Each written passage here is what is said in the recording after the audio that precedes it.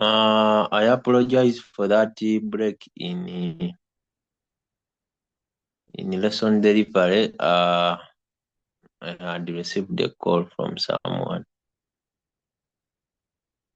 So I was still emphasizing that if you look at carbon dioxide and sulfur dioxide, one may think that those two, they are only differing by the sulfur and the carbon.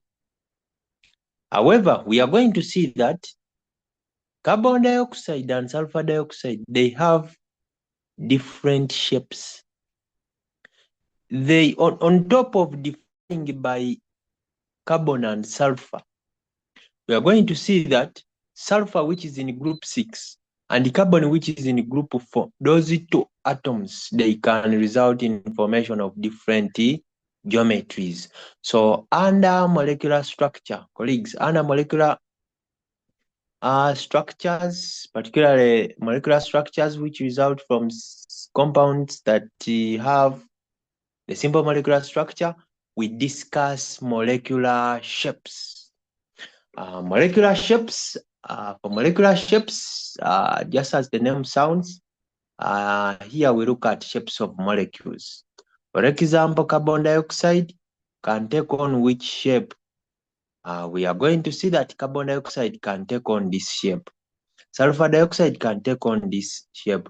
Now, the aim, this is the key takeaway, the aim of this section. Under this section, you should be, after it has been explored and dissected exhaustively, you should be in a position of predicting.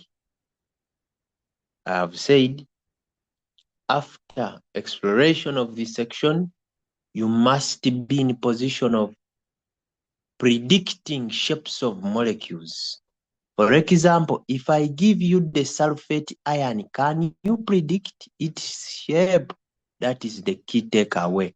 And the angles, for example, here you see carbon dioxide has 180. We have the angle. It is a linear shape where the angle between those two oxygen atoms is 180 degrees.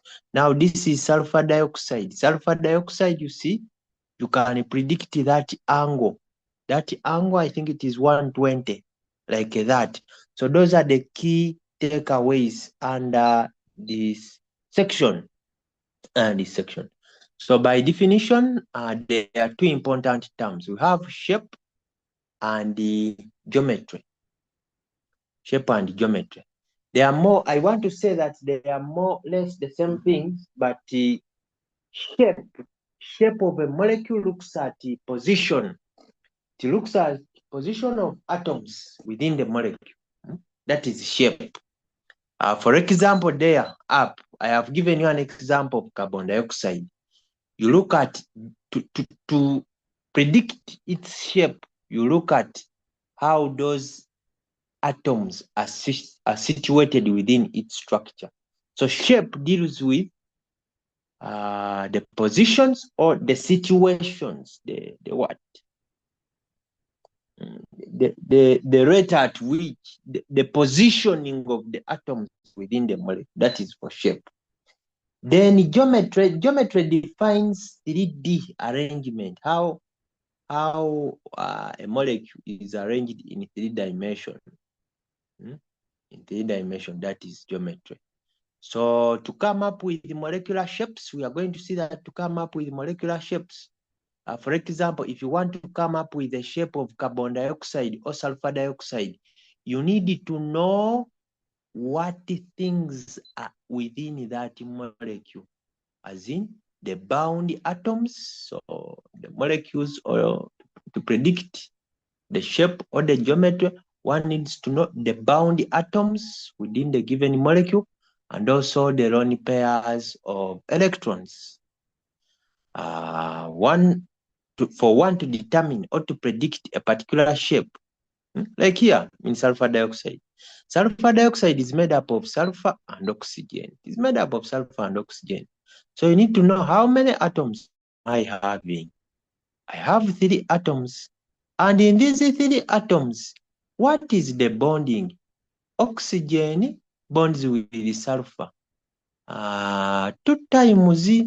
Then if it bonds with sulfur, how many electrons are used? How many electrons are left? Like those things. Allow me stop this session here.